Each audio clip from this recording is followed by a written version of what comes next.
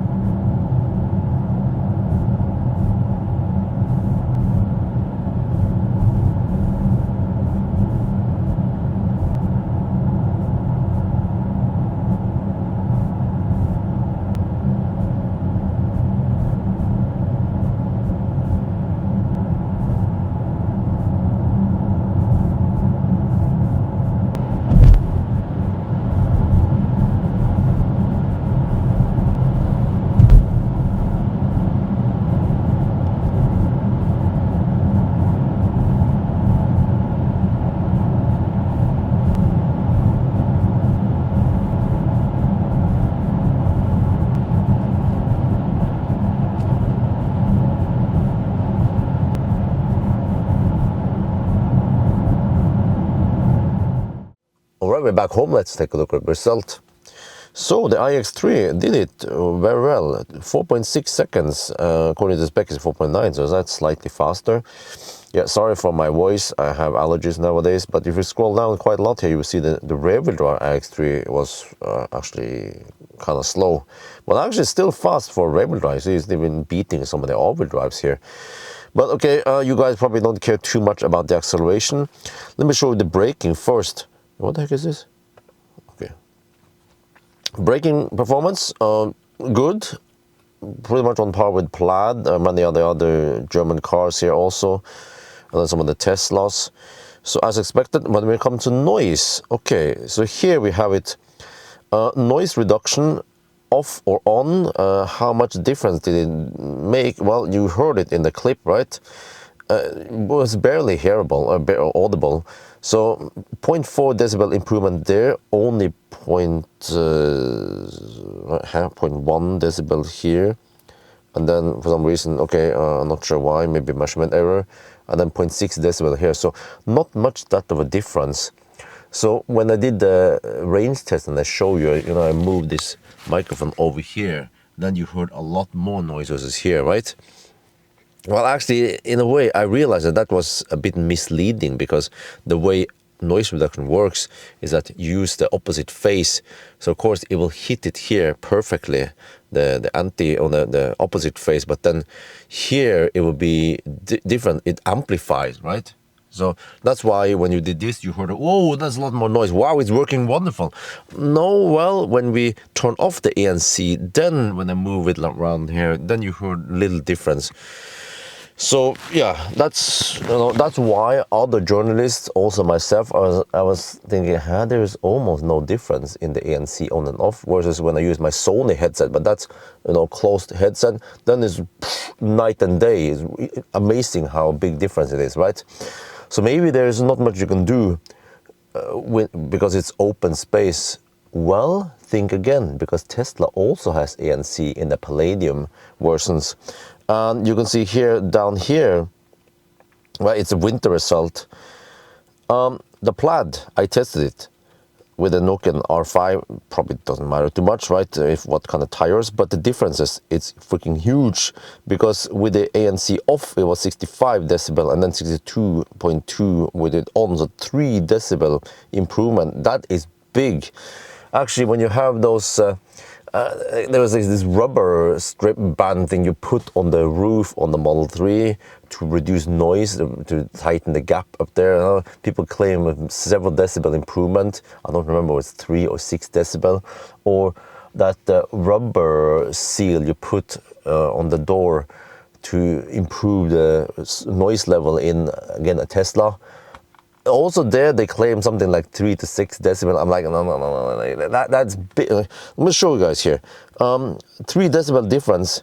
Some of the best cars out here, Neo ET7, 59 decibel. If you go 3 decibel, you suddenly jump up to around 62 decibel. Then you're down to some ID7 or Ioniq 5, you know. So the difference between these kind of cars and some proper premium luxury car is big. So 3 decibel, you know, that's huge. And Tesla actually managed to pull that off with their ANC.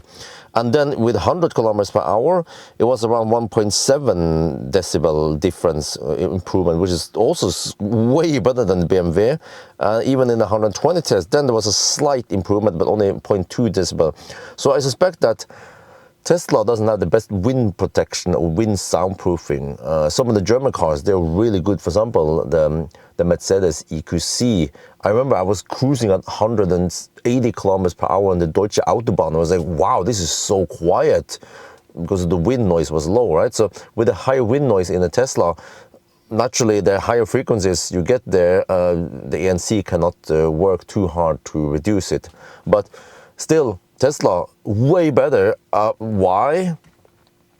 Yeah, it's because the iX3 had a 21-inch wheels. Always blame the 21-inch. No, I don't know, but I think it's maybe because maybe the processing power of Tesla is better. Maybe they are just better at doing ANC. Who knows? But at least what the test shows is that the Tesla ANC is better. So maybe BMW has potential to become better. But yeah, by the way, speaking of EQC, here, let me check. Was it right? Yeah, well, okay. Yeah, it's still some improved noise. I mean, increased noise when you go higher speed. But that could be because this was tested on rough Norwegian asphalt, and then when you are on smoother tarmac in Germany, then you know you can actually get nice sound levels at higher speed. But I'll show something else here. Many people also claim that the iX3 was kind of noisy. Well, I also experienced that. It was for a premium car that cost over 800,000 NOK. It was a bit noisy. The previous version, the rear-wheel drive, had 20-inch wheels. Then it was actually better. But again, everyone, all the BMW fanboys, they just blindly claim that the 20-inch is gonna be magic. It will improve everything. Well, I think if I had 20-inch on this press car, it would probably be 45-20 profile, right?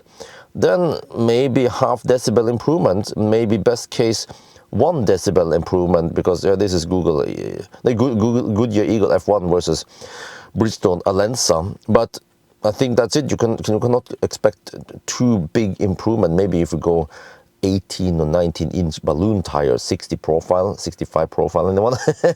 Probably doesn't fit because of the brake caliper. But compared to some other cars, I can show you further up. Tesla Model Y Performance Juniper is a lot better. 65 decibel, that's 2.5 decibel better noise levels, and it is even with the 21-inch Pirelli P0 tires. Well, from what I remember, the P0, they have acoustic foam in there. That probably helps for that deep rumbling. But it was even on wet road. So what I've seen is that in general, wet road will add roughly half decibel. So that means this could be in the 64 decibel average then. So yeah, again here, let me show you quiet cars. We have Aria, we have CK7X, A6, you know. even i4. Yeah, so these are quiet cars around 65 decibel.